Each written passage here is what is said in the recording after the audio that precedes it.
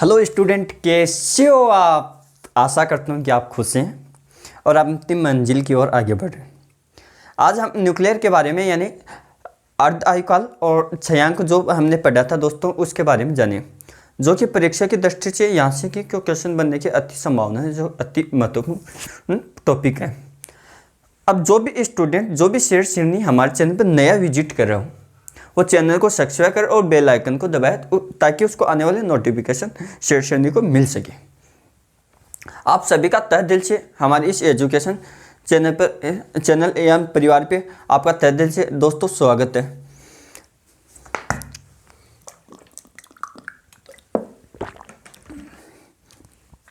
यानी न्यूक्लियर पढ़ रहे थे हम।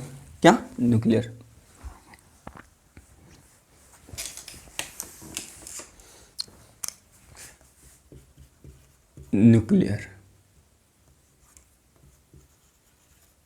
न्यूक्लियर पढ़ रहे थे दोस्तों।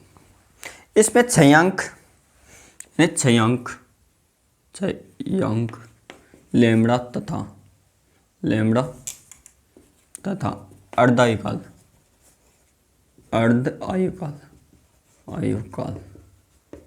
यानी टी हाफ में संबंध स्थापित करेंगे। आज का टॉपिक दोस्तों ये है कि इनमें संबंध कैसे स्थापित करें, वो देखना। पहले तो ये सोचो कि हमें लेमड़ा कहाँ से देखने को मिला, यानी कहाँ से प्राप्त हुआ। तो वो क्या, हमने जब रेडियोएक्टिव तत्वों के बारे में बात की थी तो रदरफोर्ड सोडी समीकरण प्राप्त किया था, उसमें लेमड़ा आया था। तो क्या करेंगे दोस्तों, लिखो रदरफोर्ड लिखो रदरफोर्ड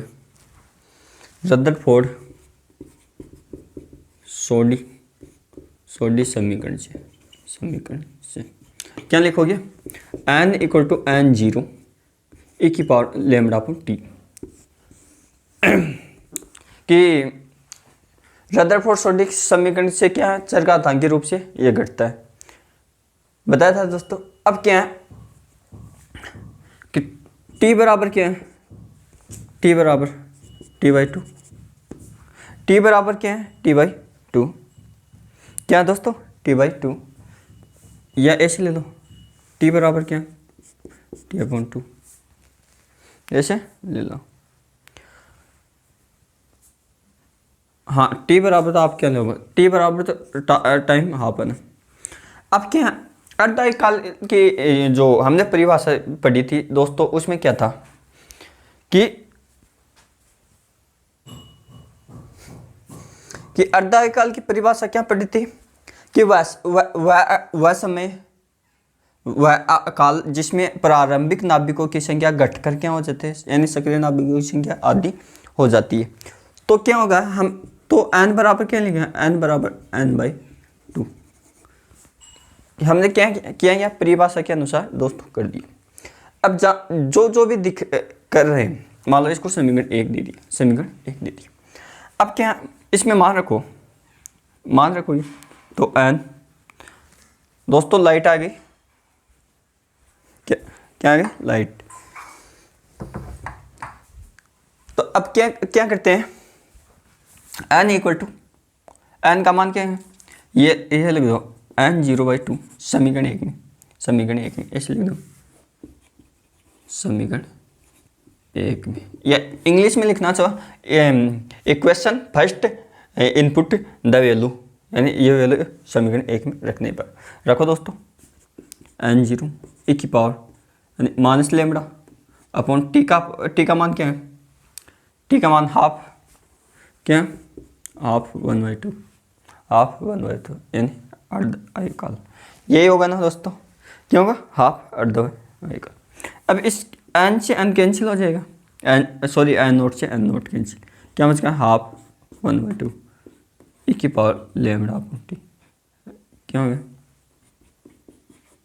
इतना समझ में आ गया, इतना। अब क्या करेंगे, अब देखना 1 अपॉन क्या है, 1 की पावर, इसको क्या लिखते हैं, इन्वर्स लिखते हैं, इन्वर्स को ऐसे लिखते हैं। ये क्या हमने चरघातांकी के रूप में मैथमेटिक्स में पढ़ लिया था दोस्तों। अब क्या, अब देखना इसको ऊपर ले जाएंगे तो इसको क्या है, ऐसे लिख सकता हूँ, इनवर्स में लिखा e की पावर लैम्ब्डा 1 t हाफ, ये लिख दिया, ये इतना कर दिया। अब क्या करेंगे कि दोनों पक्षों में क्या लॉग ले लो, क्या इसको समीकरण 2 दे दो, समीकरण 2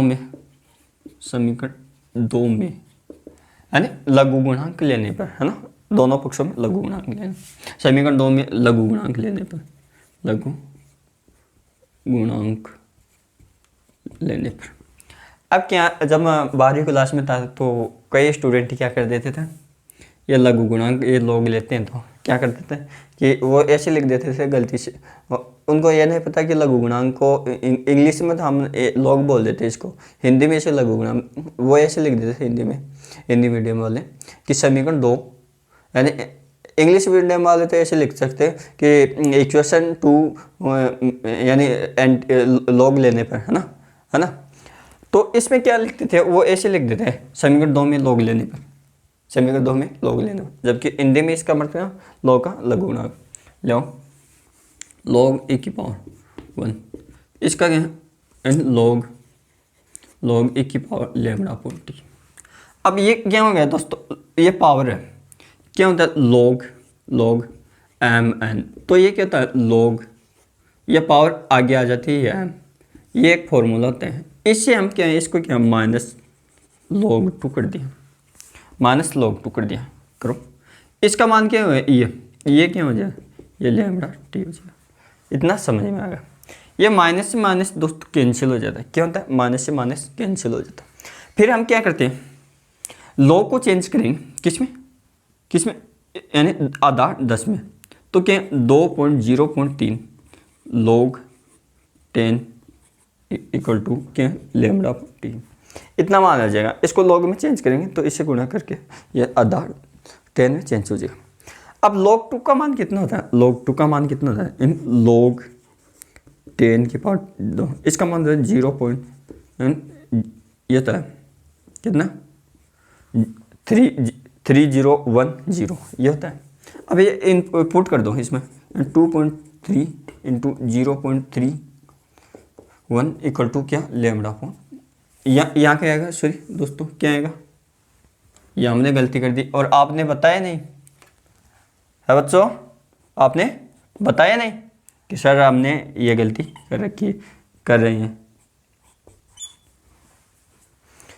कोई बात नहीं बच्चों, ध्यान दो ध्यान, इसमें क्या होगा, इसको मल्टीपल करेंगे ना तो आप डायरेक्ट रखेंगे, इसका मान है 0.93 क्या है 93 upon lambda upon t by half, इतना समझ में आएगा। अब क्या दोस्तों, अब क्या होगा, अब इधर समझो,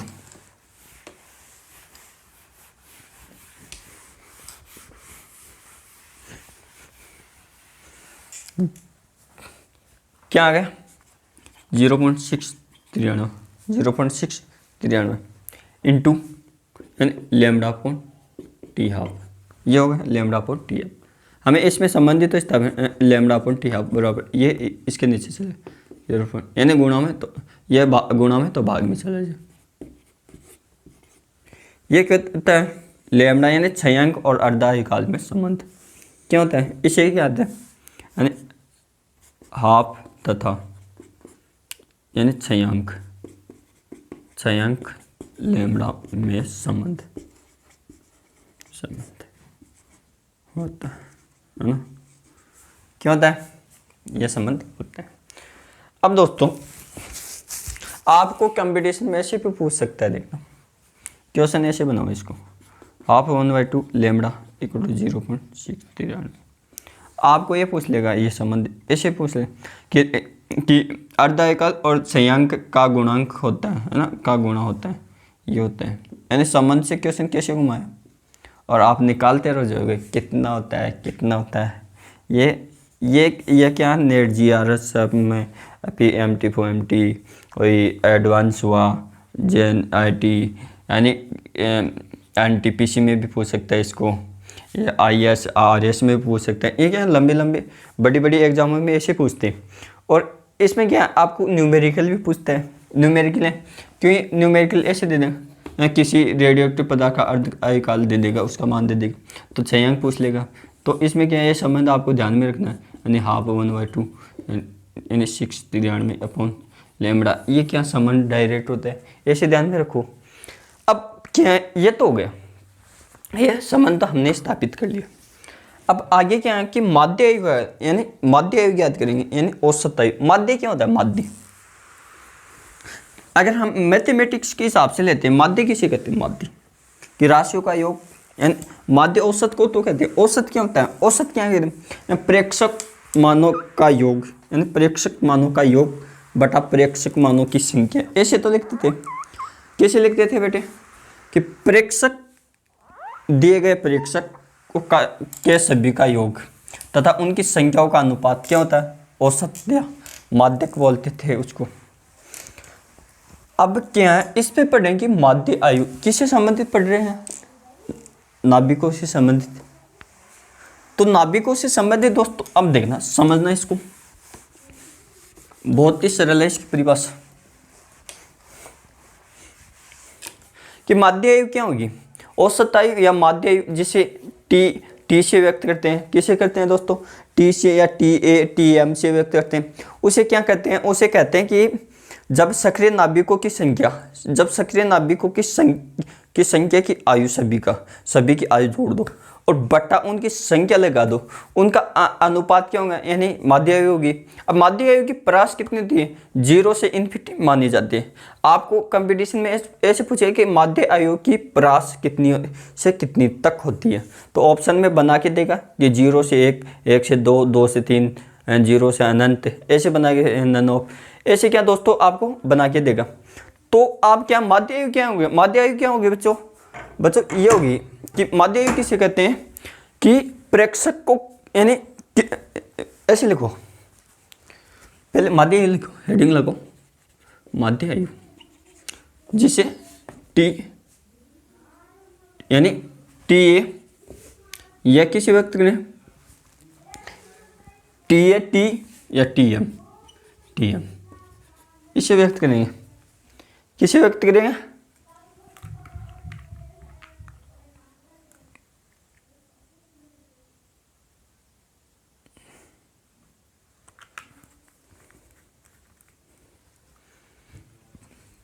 माध्य आयु की किसी, माध्य आयु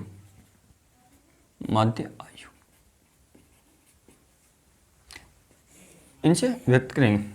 तो लिखो दोस्तों, किसी रेडियो एक्टिव पदार्थ के सभी परमाणु की आयु के योग का, किसी रेडियो एक्टिव पदार्थ, किसी रेडियो एक्टिव पदार्थ के सभी परमाणुओं की, के सभी परमाणुओं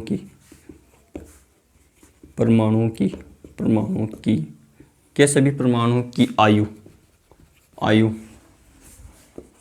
का योग तथा उनकी संख्या, सक्रिय नाभिकों की, यानी सक्रिय नाभिकों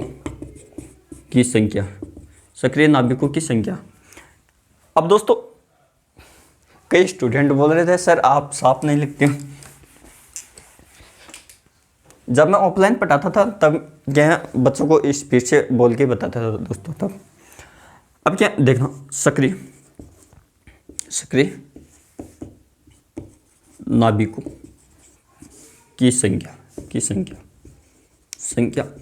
का अनुपात क्या हो गया,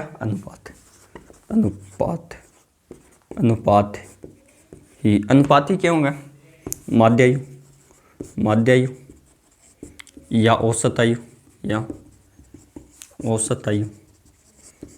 कहलाती है। अब रटने की कहाँ जरूरत होगी, अगर बच्चा स्टूडेंट मैथमेटिक्स है तो उसे पता है, यानी माध्य आयु पूछ रहा है तो सक्रिय किसी रेडियोएक्टिव पदार्थ से संबंधित है, तो क्या है, किसी रेडियोएक्टिव पदार्थ के सभी परमाणुओं की आयु का योग तथा सक्रिय परमाणु की संख्या का अनुपात क्या है, औसत आयु कहते हैं। क्या कहते हैं, औसत आयु कहते हैं। बच्चों क्या कहते हैं, औसत आयु कहते हैं। तो इसका फॉर्मूला क्या बनेगा, टो इक्वल टू सभी परमाणु के यानी सभी परमाणुओं की ऐसे लिख सभी परमाणु की आयु का योग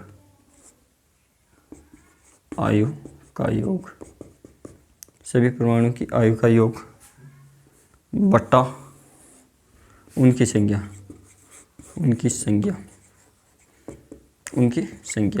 का अनुपात क्या होंगे? ये होगा सक्रिय नाभिकों की, यानी सभी परमाणु की आयु और तथा सक्रिय नाभिकों की संख्या। सक्रिय नाभिकों की संख्या क्या होगी? ये माध्य आयु। इन माध्य आयु की परास कितनी है? तत्व की आयु परास, यानी यानी तत्व की आयु परास कितनी है? 0 से इन्फिनिटी होती है, यानी अनंत होती है। इसे क्या बोलते हैं हिंदी में? अनंत। ठीक है दोस्तों, इसे क्या बोलते हैं? अनंत बोलते हैं। इसे क्या बोलते हैं? अनंत बोलते हैं। अब हम बात करेंगे, अब क्या दूसरा लफड़ा आ गया कि ये 6 अंक पीछा नहीं छोड़ रहा, तो ये क्या कहेगा कि भाई संबंध बिठा ले मेरे साथ भी। क्या कहेगा इसको? माध्य आयु को क्या बोल रहे हैं कि संबंध बिठा मेरे साथ में, ऐसे काम नहीं चलेगा। तो हम क्या पढ़ेंगे आगे? यानी माध्य आयु तथा 6 अंक के मध्य संबंध पढ़ेंगे। हेडिंग क्या बन गई दोस्तों? संबंध बिठाना पड़ेगा, तो बिठाएंगे। देखते जाओ। संबंध तो बिठाओ लॉकडाउन में, और तो बैठे ना बैठे किसी से, तो हम बिठा देते हैं किसके साथ में? माध्य आयु तथा 6 अंक के बीच में संबंध बिठा देते हैं। देखना बच्चों, संबंध बिठाते हैं। आप भी बिठा लिया करो अपना संबंध, ऐसे भी, है ना? कैसे बिठाया करते हैं वो स्किल डेवलपमेंट करो, सरकारी नौकरी जॉब पाके अपने आप संबंध बैठ जाए। तो हम तो यहाँ फिजिक्स में संबंध बिठा रहे हैं। देखना बच्चों कि माध्य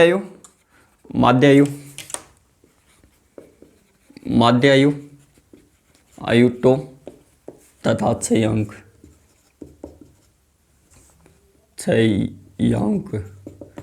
के मध्य संबंध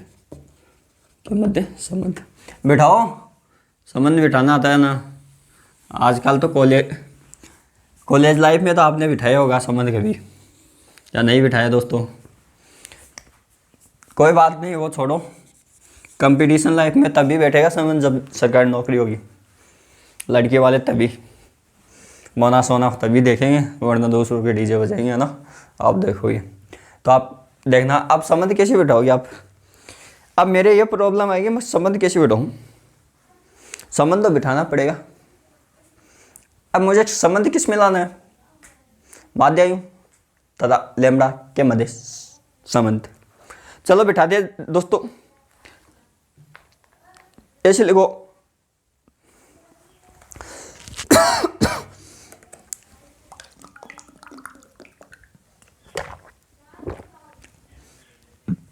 कि माना किसी रेडियोएक्टिव पदार्थ के कुल सक्रिय नाभिकों की सक्रिय परमाणुओं की संख्या। ऐसे लिखो, माना किसी रेडियोएक्टिव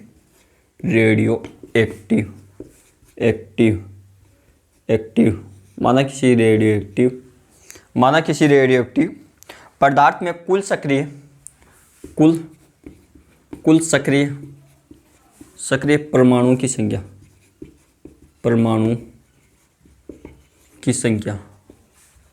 कितनी है? n है। परमाणुओं की संख्या क्या है? n 0 है।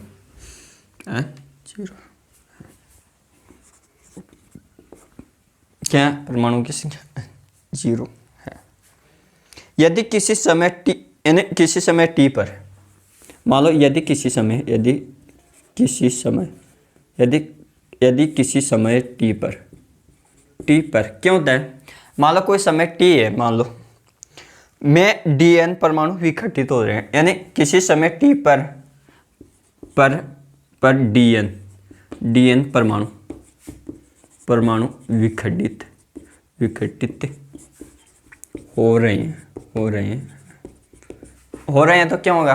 विघटित हो रहे हैं तो सभी परमाणु, तो सभी डीएन परमाणु का योग, तो सभी पर डीएन परमाणु का योग क्या होगा, यानी योग सभी डीएन परमाणु का योग क्या होगा, तो इक्वल,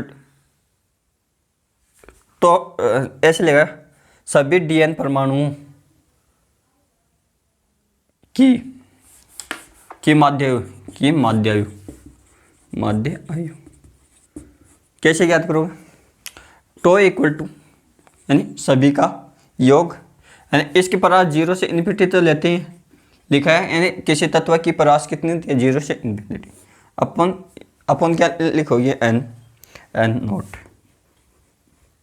यहाँ लिखा ना हमने किसी शक्ल नाभिकों से। अब इसको सोल्व करेंगे यानी इसका मान ज्ञात करेंगे दोस्तों। अब इसका मान कैसे ज्ञात करेंगे, हमें एक तो एन नोट का मान ज्ञात कीजिए, एक तो एन नोट चाहिए। तो पहले क्या हम जहाँ से शुरुआत किए वहाँ से चलेंगे। हमने रदरफोर्ड-सोडी नियम पढ़ा था, रदरफोर्ड-सोडी नियम पढ़ा था, क्या पढ़ा था, रदरफोर्ड-सोडी नियम। तो रदरफोर्ड-सोडी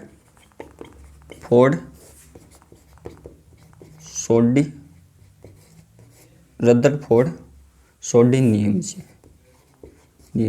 तो रदरफोर्ड-सोडी नियम क्या, यानी विघटित नाभिकों की यानी विघटित नाभिकों की जो दर होती है वो क्या समानुपाती होती है, किसके समानुपाती होती है, यानी प्रारंभिक नाभिकों की संख्या के समानुपाती होती है, जो कि लैम्ब्डा एक क्षयांक आता है जिसे समानुपाती यानी क्षयांक कहते हैं ना।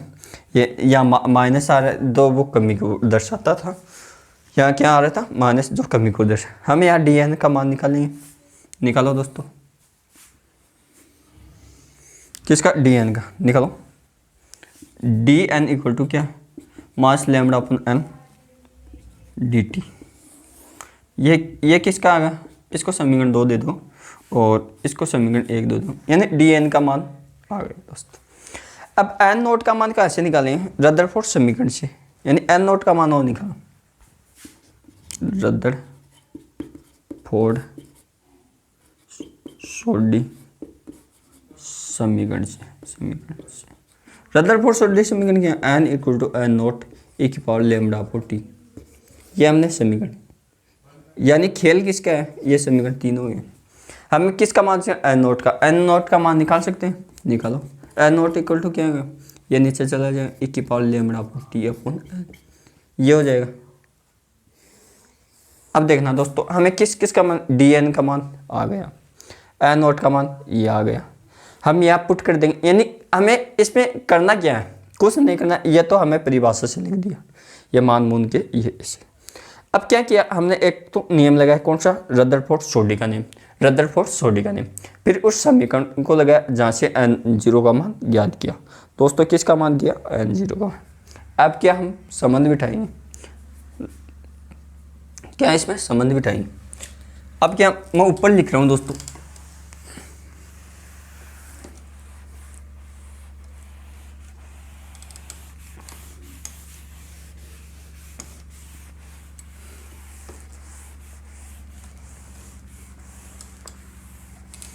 क्या संबंध बिठाएंगे दोस्तों।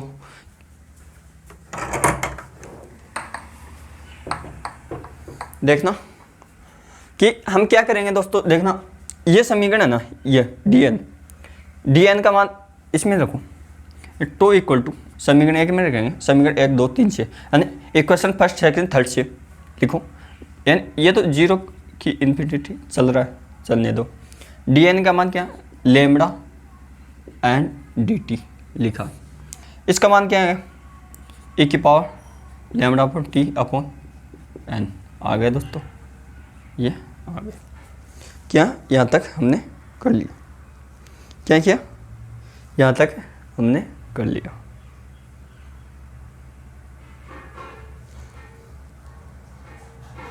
यहाँ क्या दोस्तों, यहाँ n है, कुल नाभिकों से यहाँ n आ गया ना, तो यहाँ क्या आएगा, n इक्वल e की power lambda upon t naught 0, यानी n बराबर क्या है, n बराबर n naught equal to lambda upon t, यानी कुल परमाणुओं की संख्या आएगी ना, तो यही तक रहने देना। अब लिखा ये इसमें क्या लेमड़ा का मान रखो, किसका क्या करेंगे, लेमड़ा का मान, यानी 1/λ इतना हो गया दोस्तों। फिर क्या करेंगे देखना समझना।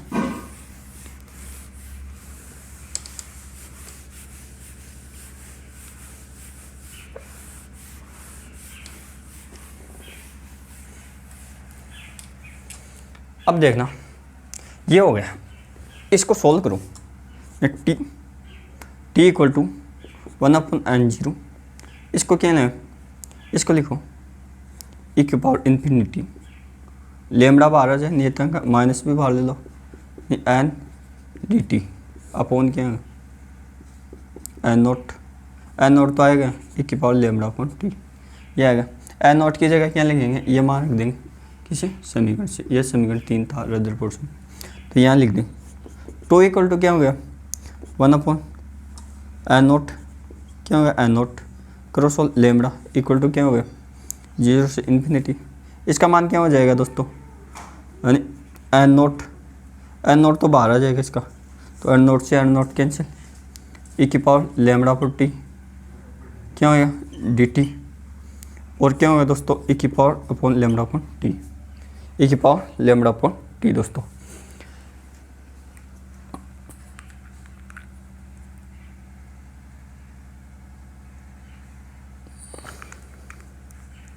अब क्या है, इसका क्या आपको खंड से समाकलन करना है, किसका, इतना करने के बाद में क्या करोगे आप,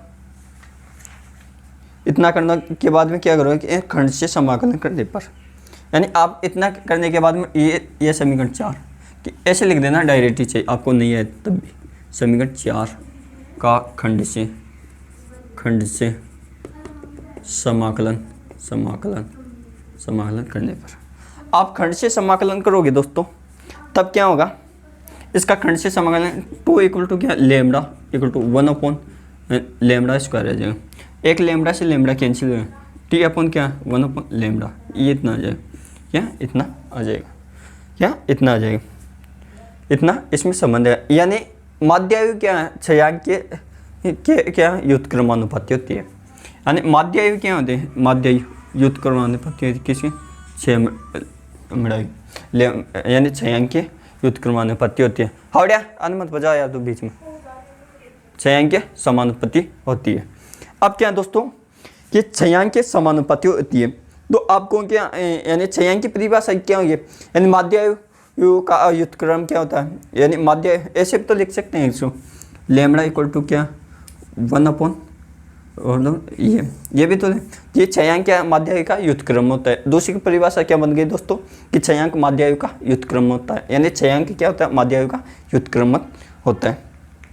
अब एक संबंध और बिठा दो, एक संबंध और बिठाते हैं, किसमें, यानी अर्धाइकल तथा माध्यायु में संबंध, किसमें बिठाएंगे, ये संबंध आ गया ना, यहाँ अर्धाइकाल कर दो,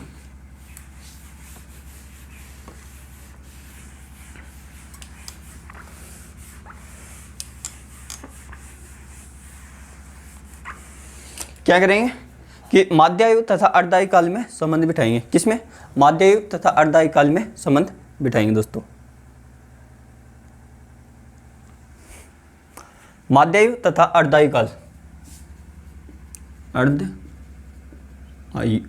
आयु काल में संबंध बिठाएंगे। हमने इसमें लेमड़ा और अर्धाइकाल में संबंध जाना था, क्या जाना था, टी हाफ अपॉन ये अभी निकाला था दोस्तों, किसे, ये अभी ये तो हम जानते हैं कि हम जानते हो आप। अब क्या इसको करो, और एक यानी औसत आयु तथा लेमड़ा में संबंध ये निकाल लिया था, इसके बराबर क्या लिखेंगे लेमड़ा के, हमें किस में, माध्यायु लेमड़ा तथा अर्धाइकाल में लेमड़ा का मान उठाओ, लेमड़ा को दफा करो दोस्तों। क्या करेंगे लेमड़ा की जगह कि लेमड़ा की जगह क्या करेंगे, लेमड़ा की जगह 1/, यानी क्या करेंगे 2 करो यहाँ पर, ये समीकरण 1 दो, ये समीकरण 2। अब लिखो equation first and equation second, equation first और सेकंड से क्या करोगे, यहाँ लेमड़ा का मान यानी क्षयांक का मान रखो, इसकी जगह क्या रखोगे लेमड़ा का, 1/λ यानी 2 आ जाएगा, ऐसे कर लो डायरेक्ट 1/λ क्या 2 आ जाएगा।